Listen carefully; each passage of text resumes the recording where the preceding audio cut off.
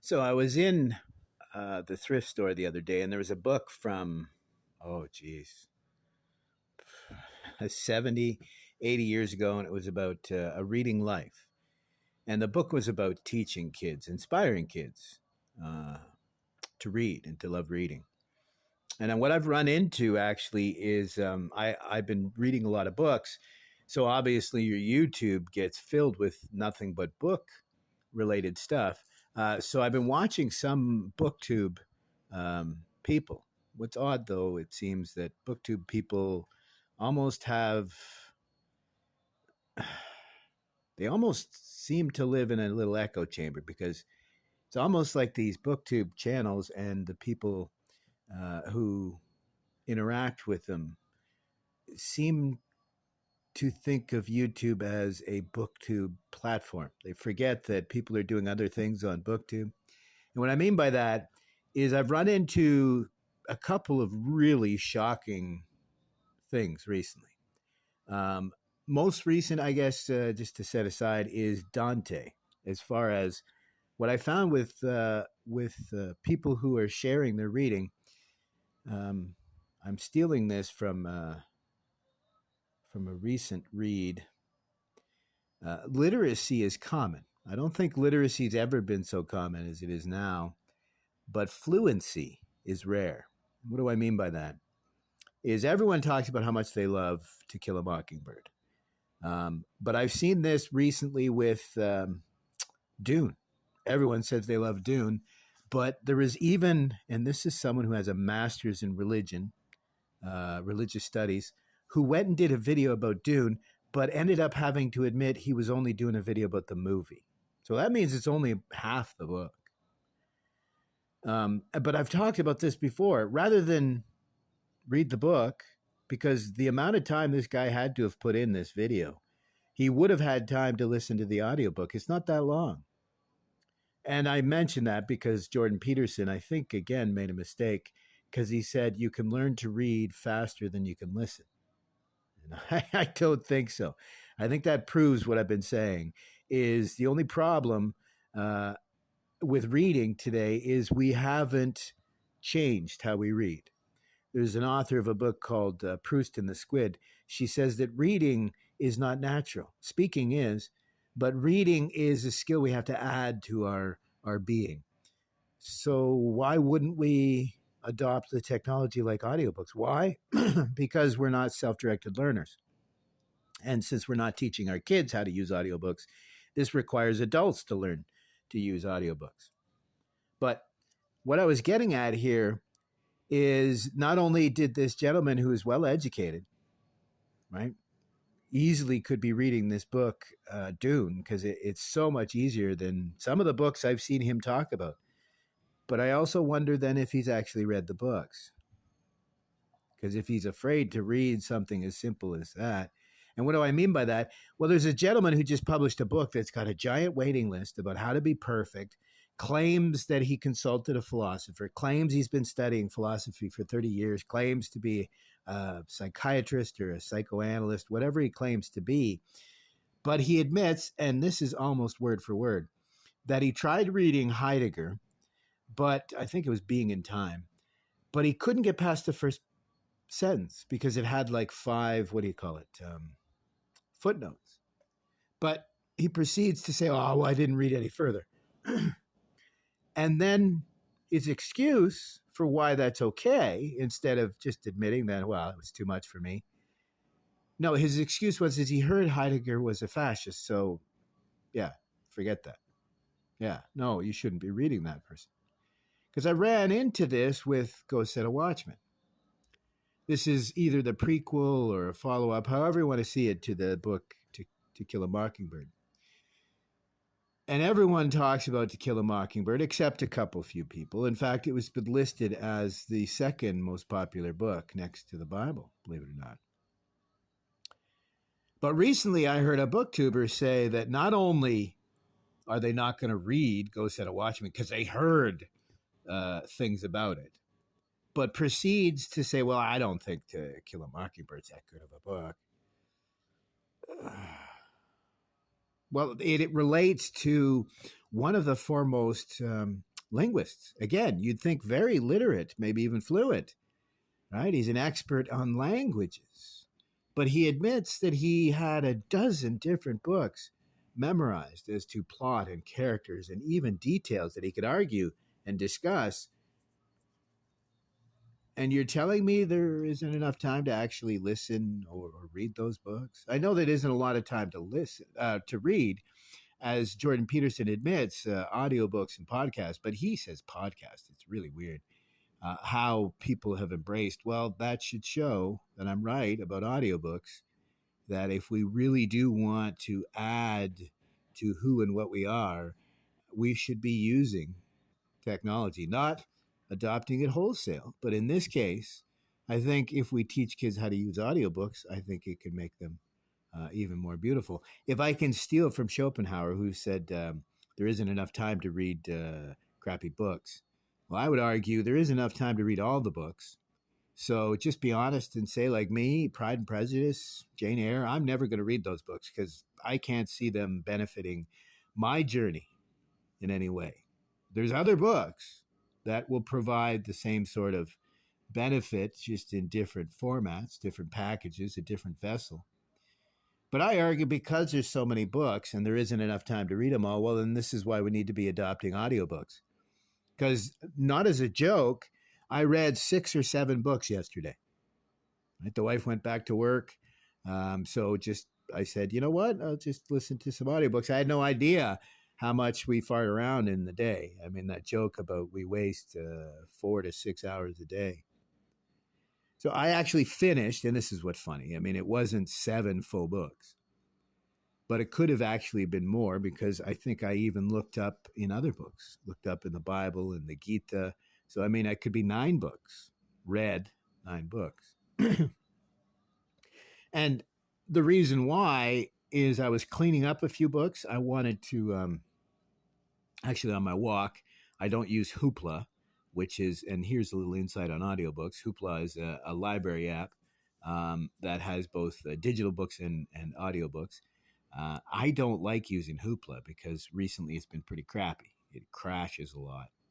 So this is why I use a lot of local audiobooks. I probably have 100 gigs, 100 gigabytes of audiobooks that I have stored locally that I go through. They're mostly rereads, obviously. But Hoopla crashes if you download the book for some reason on me.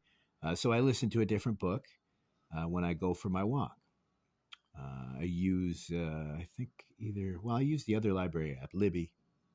And so I'm finishing the 22-hour autobiography of Thoreau.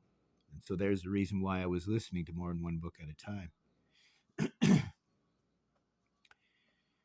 22 hours, it's quite a book. But it was good. I'm getting to some really, meaty sections, right? The transcendental movement, the abolitionist movement, this idea of status quo, when you challenge, the current state of things, it doesn't go well for you. Even if history shows you to be on the right side, it's not good for you. It's almost like the Christian Bible, where they talk about that you will be persecuted if you turn towards truth. And that's the same as this book about how to be perfect. He fails on almost every level. It's funny. You should see the bookmarks I made, because not only is he terrible with the philosophy, he's also terrible with what he's supposed to be doing, right? Because as I said, he stopped reading Heidegger because he heard he was a fascist. But I mean, really? I think he means Hegel, and maybe he's trying to be funny, but tell me you don't really have the open mind that you're trying to sell in a 9-hour audiobook to people. But worse yet, he talks about how we all make mistakes, and an example he uses for his mistake is the little old lady you helped across the street. You might be sad to hear that the little old lady collects Nazi memorabilia. Pardon me. I don't know why that would be bad, because as I thought in my voice note, or the the bookmark, verbal bookmark, actually. It seems odd that he would make the giant leap that she is a Nazi, because later in the book he's like, "Oh, you helped a Nazi, an elderly Nazi across the road." No, that's the Canadian Parliament. They're the ones that are helping elderly Nazis. Um, what he suggested was, is you helped a little old lady who may have collected Nazi memorabilia. And for me, the thing that came to mind is, well, maybe it reminds her of her son who served in the Second World War, um, right, and collected Nazi memorabilia because he fought against the National Socialists, the far lefts of the time. But how is it a failure to help a little old lady across the street? I don't care if she is a fan of Nazis.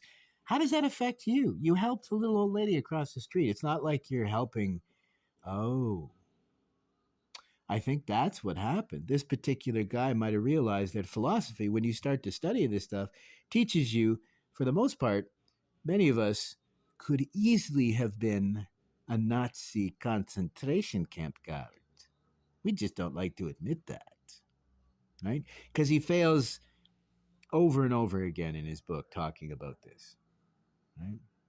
But the same thing happened with Go Set a Watchman. Right? The criticism is wrong.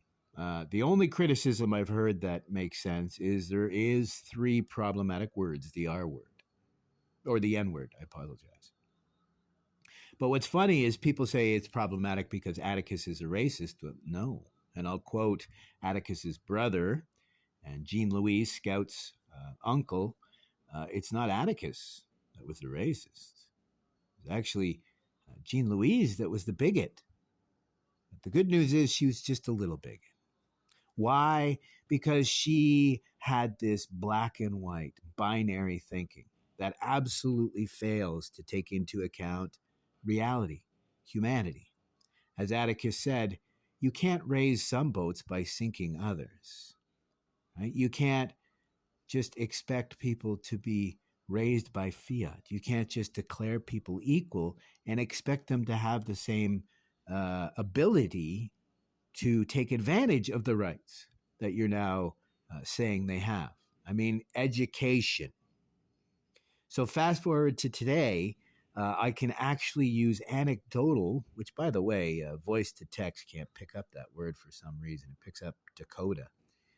But anecdotally, I have a couple of examples. This author of How to Be Perfect fails again because he says when he was living in Manhattan, New York, he kept getting lost. Which I think, well, if you keep getting lost, I would think you would pay attention and, try to get to know your way around. But he said, oh, it didn't matter how long he lived there. Even though he said it was laid out in a numerical grid, again, showing that either you just don't pay attention or you're just not all there.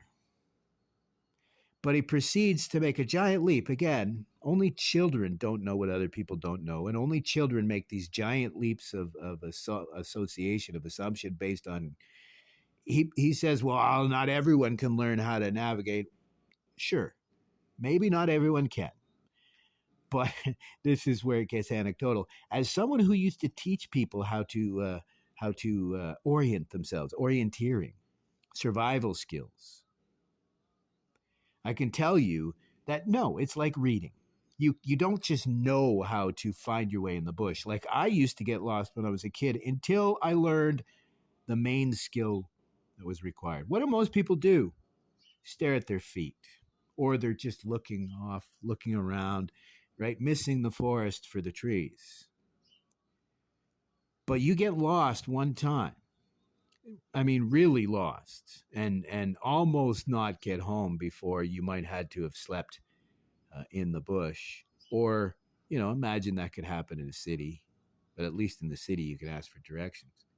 But that should only happen once or twice, and then you start paying attention, focus, right? So literacy, there's lots of people that can find their way around a city, but he's right, not everyone has the fluency, the ability to find their way around, particularly when it's a new area or they're under stress.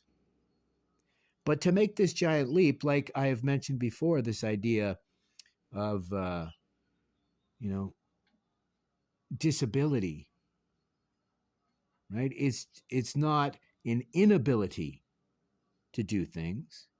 It's the lack of the skill to do these things. So, reading, as I said, literacy has never been so common. No shortage of books. I mean, there is a shortage, in my opinion, but there's lots of books about how important reading is, but almost nothing on how we go about reading in this modern age. I argue that we need to embrace these little things like audiobooks. Because as I said, I read 6 or 7 books yesterday. 4 of them was a cleanup, essentially, um, like finishing ones that I'd already started. Another one was just a short little reread, um, or 3 or 4 of them were a finish. So I read Who by Fire by, was it Maddie Fieldman? It's about Leonard Cohen, Eliezer Cohen, in the Sinai in 73, the Yom Kippur War. So it's interesting for that reason because of the resonance to today. As Huxley said, worse than the fact that we know we could learn from history is that we know we will not. People will not learn from history, even if we tell them. I think that's a problem of literacy versus just being, uh, fluency versus literacy. Right? This idea of knowing how to read the words on a page versus understanding what the words represent, what they mean. Right? Me coming from an odd perspective, being labeled as disabled. And as I've said, the example is the prime minister of my country who goes around saying that he can't do math. Dysnumerical, whatever they call that in dyslexia. It doesn't mean you can't do math. See, for me, because I actually suffer from all the different dyslexic spectrum issues, I had to learn to do math myself. It had to make sense, right? So I learned to do division in different ways. I actually kind of used the beauty of the metric system because when I was going to school, we learned both imperial and metric. We were right at that shift here in Canada. And so because they put such a concentration on teaching the differences of metric, almost like selling it, what I noticed was metric was awesome for one main thing, is that it was just moving the decimal, right? And for me, that makes sense. Moving a decimal. In fact, that's how I see and how I conceptualize percentages as decimals. And I think maybe that's why I understand just because 30% sounds like a big chunk, but if you put it in the decimal, it's only a portion, right? It highlights the 70% for me, but I don't know. That might just be me. But what I realized is it's the same with reading, right? So if I realized that as the author, what's her name, Marianne, well, she wrote the book Proust and the Squid and the follow-up, Reading in the Digital Age. I recommend both books. But she gets one thing wrong. We have learned how to read differently because of modern technology has forced us to just, skim. Well, Mortimer Alder explained this 100 years ago. He said sometimes you're just going to skim for, like especially safety signs, right? But other times you're going to really deep dive. You know what I mean? Reading some T.S. Eliot is a bit different from reading Taylor Swift lyrics, right? So the solution in the modern age is understanding that there are times when we need to deep read. That's where the author of Proust and the Squid gets it wrong. Sometimes you need to deep read digitally as well, ebooks, And what I talk about is audiobooks. Sometimes there's deep reading. I've developed a modern form of walking meditation that also helps people learn how to listen to audiobooks, the opposite of what Jordan Peterson said, listen to audiobooks faster than you could read them, right? As example, that book that I told you that is not problematic. In fact, it's wonderful because it gives us so many examples of today, right? The example in the book was the great, was it the grandson of Copernicus? Copernic? The housewife, the lady that helped raise Jem and Scout. Copernicus? Ah, you know what I mean. There's my dyslexia coming out again, eh? Because I think visually. I don't store words. I store them as sounds, not as the. But also when I spell, I have to Copernicus. Copernicus? That sounds like a guy's name. But anyways, her grandson, the way the story goes, they were doing a good job raising the locals, um, the individuals deserving of equity. I think that's what the University of Waterloo says I'm supposed to use for minorities. The minorities is actually, there's 75% of the population in this town and represented 50% of the voting bloc, which was an incredible improvement because they used to represent almost none. And in the last 10 years, I think Atticus said that the voting bloc had grown from 25%. Remember, they're 3/4 of the population, but they only made up 25% of the voting bloc, something we see a lot today, don't we? But he'd actually raised, in a short period of time, he said they'd actually raised up to 50% of the voting bloc. But the way the story goes is that the grandson had received all these new rights by fiat, and they weren't ready for it. Right? The way I explain it is, if you take someone who's never had experience with alcohol and you say, "Have at her, bud," it's not going to go very well if you let them ease their way into it. Well, what ended up happening is they were fixing up these old cars and just racing around, unlicensed, uninsured, and he got himself in trouble. He hurt somebody.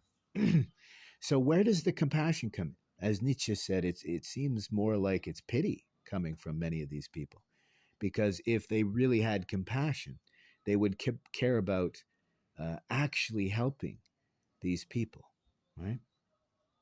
And so that's what I'm getting at here. Like, if we really wanted to talk about reading, if we really wanted to help all people, if we wanted to raise all boats, I think we would be talking about helping as many people become fluent, helping people understand, right? Develop comprehension of themselves, the world around them, right? But I mean, that just may be me. I personally think one of the most important things that we can do is to understand ourselves, know thyself, right? From the Greek, this know thyself, but everything in moderation, obviously. I mean, that's also the Greek. That's one thing I got from that book, How to Be Perfect, that he's not wrong. It was two ideas. I usually just talk about the know thyself. But more importantly, you cannot know thyself in isolation, right? Martin Buber, the Upanishads. I mean, I could give you a dozen examples. This idea that we only know who we are in relation to others, right? It's a symbiosis, right? Because we help others, they help us. Depending on the philosophy, the true secret is to see your shared humanity, right? That's how we navigate this world of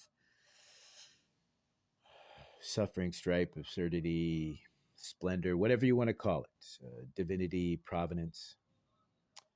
But I think the biggest problem is people are not studying stories, narratives, mythology. So you need to know thyself. But the only way you can come to know thyself is by knowing about others, So when I speak of reading, which is what one of the booktubers got wrong, it seems, I'm talking about thinking and feeling and pondering and being a human being. How do we truly become the best version of ourselves? My favorite quote from Hemingway: it's not honorable to desire being better than anyone else. It's only honorable to desire being better than your previous self, right? And who was that? Right? Don't compare yourself to anyone else. Compare yourself to who you were yesterday. And that's someone again who likes to reword other people's ideas and call them their own. But that's not uncommon. As Nietzsche said, we need to learn to forget. And so here we are, right? We have nothing to forget because we're not reading, we're not thinking, we're not listening. As I said, when I talk about reading nowadays, it's a placeholder for what we used to call storytelling, what we used to call conversation, discourse, something that we don't have anymore. I mean, I see it on the YouTubes, but also on the Discords. Just the other day, they were supposedly talking about something, but it was just a bunch of people in the room waiting to speak, right? Just wanting to hear themselves talk.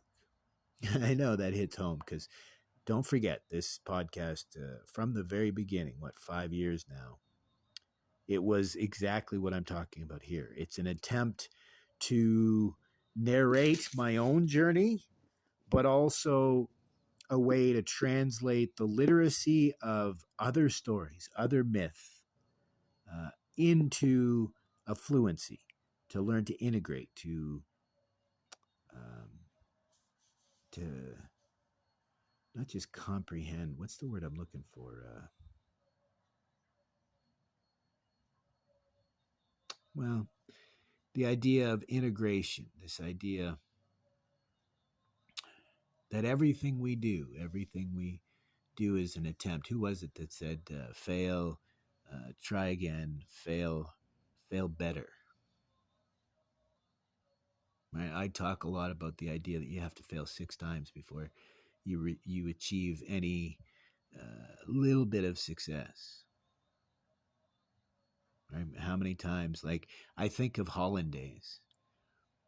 I mean, most people probably give up, right? Because I failed quite a few times before I even saw a little bit of a success.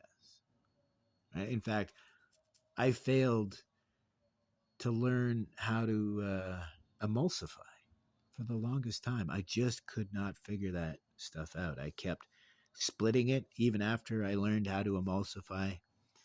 I began to split this stuff, but it goes right back to the being lost in New York, in a bush, in a book. Uh, it's simply a focus thing. In fact, that's what they found out. We don't learn the way we think we learn. The difference is between entertainment and engagement, right? The idea, are you entertained, is are you failing? Because you need to be engaged, you need to be focused, right? And that's where the failure comes in. If you have someone who's writing a 9-hour book claiming to be explaining all of these ancient ideas and helping you how to become a better person, but when he admits he didn't even get past the first sentence in a book, and his excuse for why that's okay and understandable and acceptable is because he heard from somebody who might be a fascist or he was a fascist. Right? I told you before I ran into that with one of the Japanese philosophers that I love. He was a Buddhist monk who went to Germany to study with Heidegger. Sure, it was a problematic time in history, but do you really think that a Zen monk was really like a gung ho supporter of the Nazi regime or a warmonger back at home? I hear this so often. But I've said this before, don't look too closely at your idols. They will disappoint. I have news for you. Absolutely everybody will disappoint you because we're all failing at this. some of us more than others. Um, but the only way forward is by learning.